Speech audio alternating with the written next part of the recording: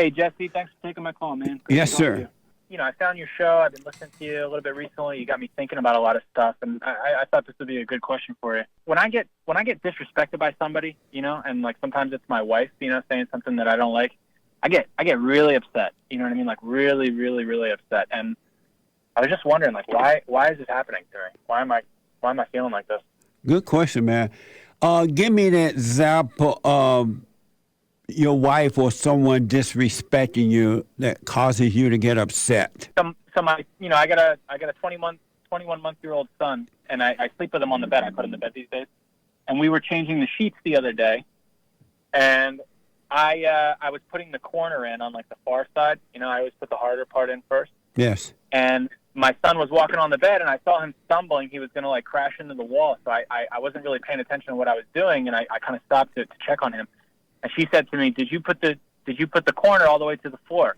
And I just said, "I don't know," you know, because I wasn't really paying attention to what I was doing. And she said, "You know exactly what you did," you know, like kind of accusing me of lying to her. Right. And I just got set off, man. I was like, "What are you talking? You know, why are you accusing me of lying? What are you talking about?" And I got so mad, like furious. And you know, I'm trying to go to bed. I'm angry, you know, and I'm like, "What is wrong with me?"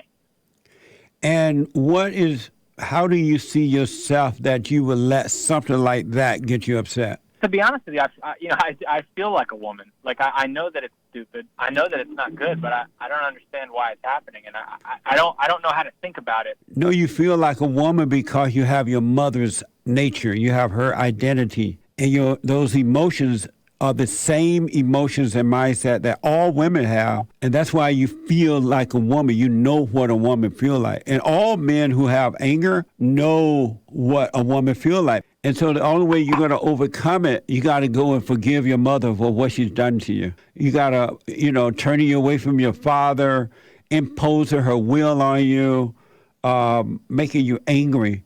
And the moment you became angry, you lost your identity and you took on her identity. So you got to forgive your mother. And I'm telling you, when you do, God will forgive you, and he will take the mother's identity away from you, and he will give you back his identity.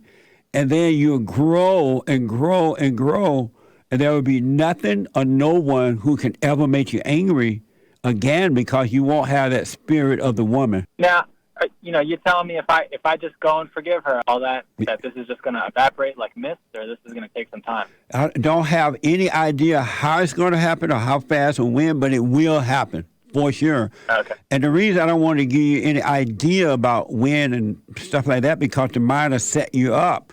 And if it doesn't happen at the twinkling of an eye, the devil will tell you, "Oh, it's not working for you. It's not working," which would be a lie. You got to forgive your father, too, for not protecting you from her, because he couldn't help himself. Your mother was his mother. He became attracted to what he hated. And he ended up, if he married your mother, he ended up marrying your mother. You're married to your mother right now.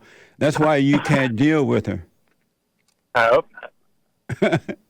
You married what you hated. That's why she could get you angry in the same way your mother can get you angry. When you were growing up and you would tell your father the way your mother was treating you and ask him to help you deal with her, what would he say? He would try to just tell me to just deal with it, you know, and just ignore it. My mom was a very strong-minded, strong-willed person, very aggressive, and she wasn't very happy with my father. You need to forgive her for that and forgive your father, because right now, the way to understand this is that you're going through the same thing with this woman you have, and your kid is going to end up feeling the brunt of it from his mother, and the cycle will continue to repeat itself because you won't be able to protect your son from her.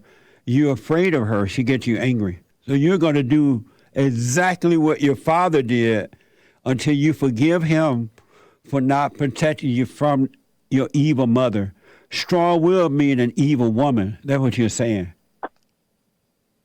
Yeah, I didn't want to say that, but yeah, kind of, yeah. Why didn't you want to say it? Well, you know, I also sometimes I feel bad for my mom because, you know, her father was an alcoholic, you know, and he was very abusive to her. So it's like, you know, it's hard for me to say, "Oh, my mom's evil." You know, she did some evil things, but at the same time, she can only do evil things if she's evil. Okay, all right. But what do you think about, you know, if you know, she was abused, by her father. Who She wasn't abused by her father. She was abused by her mother. Her mother turned her away from her father as well. And so she saw her father the way that her mother saw him, but she thought she was seeing him in her own way, and she wasn't because she identified with her mother. But what about the fact that he would drink and abuse them while he was drunk and hit her, drag her out of bed in the middle of the night? Drag who out of bed? My mom would tell me that, her father, one time saw that they didn't put the butter away the way he wanted it, so he was drunk and he ripped her out of bed in the middle of the night and started smacking her. Well, first of all, I wouldn't listen to those stories because women don't tell the truth about men. They dramatize the story in order for you to feel sorry for them, thinking that they are victims, and they're not. They are victimizers. They are not victims. Oh. And so I wouldn't listen to that story. She's dramatizing that story. I never thought of that. He was drunk. He dragged me out of the bed, and he might have just told her to get up, and she rebelled, and he tapped her on the butt and said, "Get out of it, go wash the dish." But she dramatized the story in the same way that your wife would dramatize stories about you when she tell other people. And so I wouldn't pay attention to that. That's not an excuse for her to do what she did to you. When it comes to things like with my wife, sometimes, just like I was saying, she might do things like this that are really innocent, that really aren't a big deal, and I'll get upset. But sometimes I think she's a little inconsiderate, and I wonder, she's not my kid. You know what I mean? I can't talk to her like she's my kid. Why not? How do I deal with it? You have to treat her like a child because she's acting like a child. And it's your job, because you're the head of your wife, it's your job to be firm with her in hope that she will overcome her anger and her fallen state that she's in. And if you don't, she will destroy you and your children as well. Women need men to show them how to overcome the anger. She is not equal to you. God in Christ, Christ in man, man over woman, and woman over children. Because you've gotten into this situation as a weak person, and once you wake up, you're going to change, and you're not going to have any other choice but to be strong with her. And she's going to hate you for that because she's used to controlling you. And she's going to threaten to leave you, take your children, take your house, take your dog, take the cat, kill your children in the womb. She's going to threaten you with all kinds of stuff. But if you overcome that fallen state, it won't matter. Because once you wake up, you cannot go back to sleep. But your wife needs you to correct her rather than getting mad like a little girl. Because when you get angry at her, it's just two devils, two women fighting each other. Right. Yeah, it does feel like that. I mean, it's almost embarrassing to say it, but in the moment, I'm like, what the heck? Yeah, it's good you're facing it because now you can overcome it because you're starting to see it. You recognize you feel like a woman. That means you know the condition of women. You recognize how your wife is out of control. You know her condition. But you got to work on you so you can overcome the fallen state. Then you might be able to help her, but she might not want help because she's used to controlling men. There are women who want to overcome it, but most do not. They love their ego. They love the nature of the devil. But so what do you do? You just live with it and just say whatever, Yeah.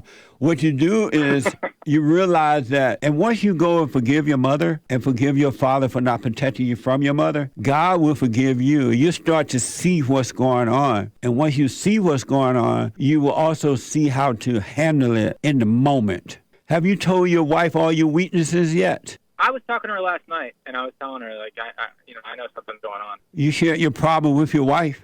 Yeah. Why'd you do Beta? Why'd you do that? Well, I didn't know it wasn't a good idea until a couple of days ago.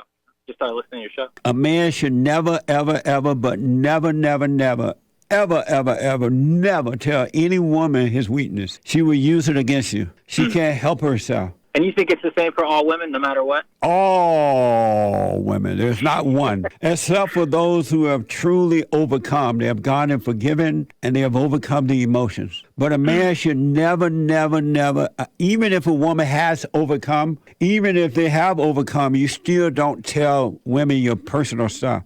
You should even be careful with the men that you tell as well. Never show weakness to her. Even if you feel it for right now, you're going to feel it on the inside. But do not show that to her. Don't ever say to her again, Oh, honey, you made me mad last night. You did this, and I was so upset. Talk to me this way and that way. And she's not going to like that because she's going to say, you don't love me. You used to cater to me. And what she's really saying is, you don't let me control you anymore. She can't do anything about it. She would judge you. Oh, you don't ever tell me your problems. How was your day? You don't ever tell me anything. And when you tell her, she uses it against you. And she asks, how was your day? You say, it was fine. All is well.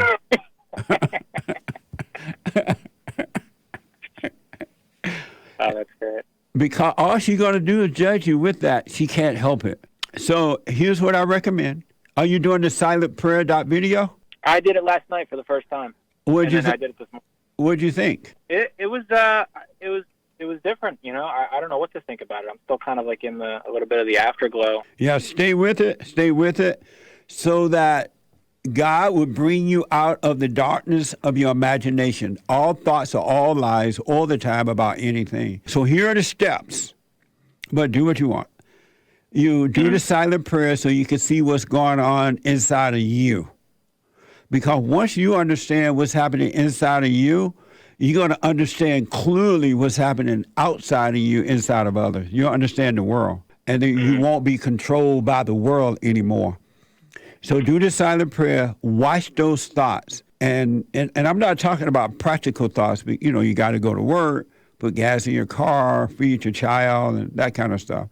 But those things that are coming out of your imagination, it's like all those things are lies. Don't believe the ones that make you feel good and the ones that make you feel bad are all lies. It's a setup. Go and forgive your mother.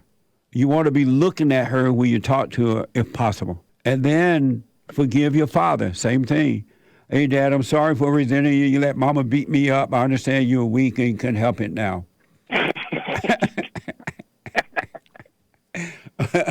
And I'm sorry, Mother, for resenting you. I realized you was evil and you couldn't help yourself. I understand now. Don't expect them to apologize or not apologize. Don't expect them to admit anything or not admit anything. You forgive them. I'm sorry for resenting you.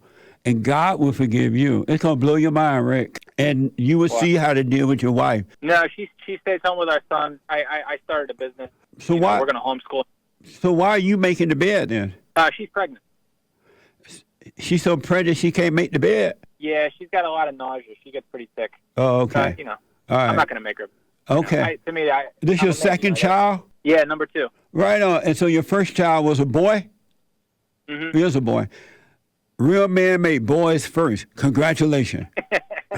Thank you, man. Yeah. His name's Ezra. Nice. Are you white? Yeah. We need more white babies. Amazing. I'm trying, man. Make all the white babies you can make. Lord, no, we need white babies. Congratulations, Rick.